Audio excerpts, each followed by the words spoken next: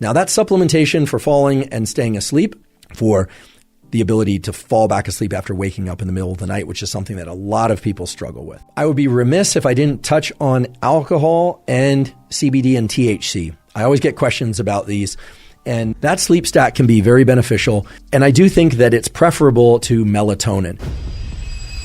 Okay, so you've done everything correctly up until now. You got your morning routine from critical period 1. You got your afternoon routine. You saw some sunlight in the afternoon. You avoided caffeine in the 8 hours or 10 hours before bedtime.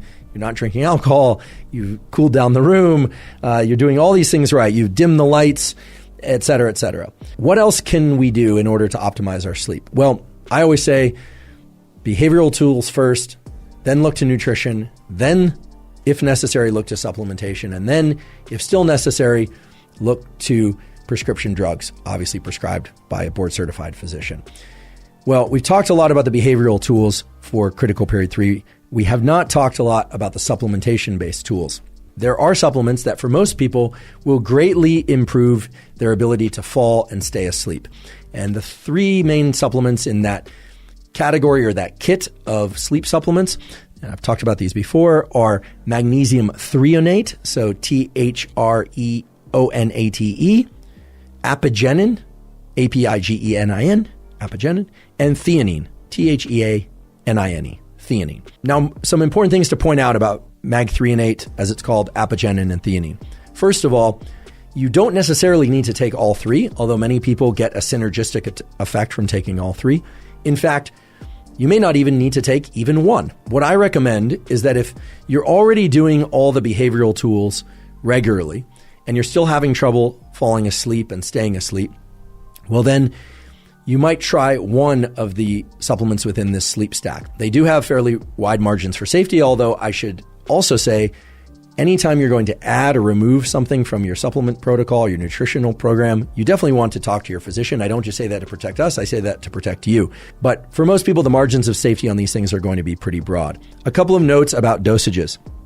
For some people, the dosages of any one or several of the supplements I mentioned will be 0. That is, you won't need them in order to get and stay asleep most nights of your life. That's terrific if you don't need them. For many people, however, taking 145 milligrams of magnesium threonate can be very beneficial. That's the dosage that most people will benefit from. Some people need to go a little higher. Some people need to go a little bit lower. One of the reasons that we've been pointing people towards single ingredient formulations these days is because it allows people to adjust the dosage of one component of a so-called sleep stack without having to disrupt the dosage of another component, and so on. It also allows people to try just one element within the sleep stack without having to purchase and try the others, which is a problem if you're buying a blend of a lot of different ingredients. So 145 milligrams of magnesium threonate, 50 milligrams of apigenin, and again, you could just take the apigenin on its own, and 100 to 400 milligrams of theanine, taken again alone or in combination with the other supplements mentioned in this stack, many people find allows them to get really drowsy and fall asleep, sleep really deeply, and they feel much more refreshed the next day and they don't have a grogginess. Again, all of this is really about finding the supplementation protocol that's ideal for you. I should mention that whether or not you're taking 1 or 2 or 3 of the components of the sleep stack, the ideal time to take those is 30 to 60 minutes before bedtime, especially if you haven't had anything to eat for the 3 hours or so before bedtime. I confess that oftentimes I'll have a little bit of a snack late in the evening, some berries or something. I try not to eat too close to bedtime, but some evenings, just because of work schedule, I'll get home late, be 9 p.m., and I'll eat a big meal, and then I'll take the sleep stack and fall asleep. Every once in a while, that just so happens. Nobody's perfect. Certainly, I'm not. But that sleep stack can be very beneficial, and I do think that it's preferable to melatonin. Here's the reason. First of all, melatonin is a hormone that you endogenously make. You now know a lot about melatonin and its control by light, meaning light inhibits it or eliminates it. Darkness promotes it. And melatonin indeed can help us fall asleep, but the dosages of melatonin that are contained in most commercial products is far, far, far greater than what we would make endogenously. So it's really supra-physiological. So that's of concern because melatonin is not just responsible for making us sleepy and fall asleep. It also does things like interacts with other hormone systems, testosterone and estrogen, even in the puberty system in kids. Is taking melatonin every once in a while a problem for adjusting to jet lag, et cetera? Probably not. I would even say no. But taking it chronically over time, especially kids taking it chronically over time, can potentially be problematic. So at least in my opinion, these other supplements are going to be preferable to melatonin. Now, there are some other things that I certainly take every once in a while and that other people might consider taking in addition to the sleep stack I talked about before, or in place of that sleep stack if that sleep stack doesn't work well for them. So every third or fourth night, I will take 2 grams of glycine and 100 milligrams of GABA in addition to the standard sleep stack that I talked about before. So I'm taking Mag-threonate, Apigenin, and Theanine, and then I will also take 2 grams of glycine and GABA, which I find greatly enhances my ability to get into sleep. But the reason I only add glycine and GABA every third or fourth night is that if I take it too often, I find that the entire sleep stack doesn't work quite as effectively. I don't know exactly why this is the case, but in any event, that's what I do. And more recently, I've also started using inositol, in particular myo-inositol, every other night. I'll take 900 milligrams of myo-inositol in addition to Mag-threonate, Apigenin, and Theanine, and not on the nights when I take glycine and GABA. So I'm adding 900 milligrams of inositol to the standard sleep stack of Mag-threonate, Theanine, and Apigenin. And what I find is not only does it greatly enhance my ability to fall asleep quickly, but if I wake up in the middle of the night, which I often do, to use the bathroom, I find it very, very easy to fall back asleep.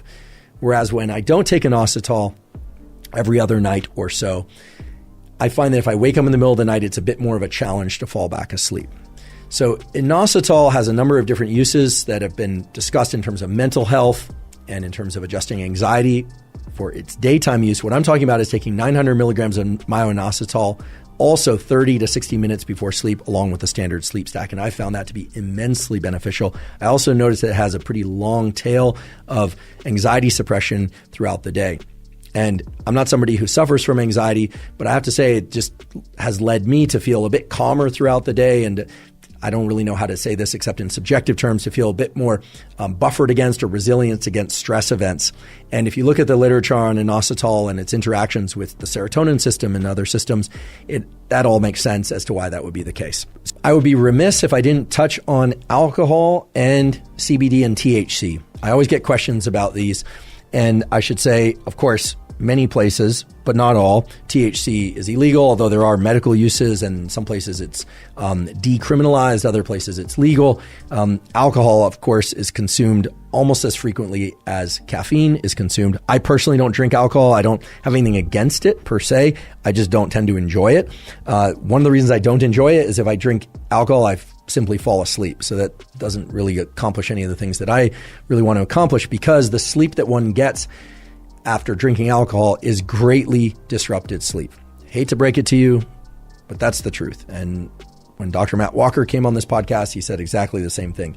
While THC and alcohol do help some people fall asleep and maybe even stay asleep, the architecture of that sleep is suboptimal compared to the sleep they would get without alcohol or THC in their system. So I'm not here to tell you what to do or not to do. I'm certainly not the substance police. That's not my role. I'm just reporting to you the biology. If your sleep is not restoring you to the extent that you feel it should, or if you are regularly relying on a drink or two in order to fall asleep, or THC in order to fall asleep, that is disrupting your total pattern of sleep. However, I do realize that nowadays a lot of people are relying on THC and or CBD, especially edible forms, in order to fall and stay asleep.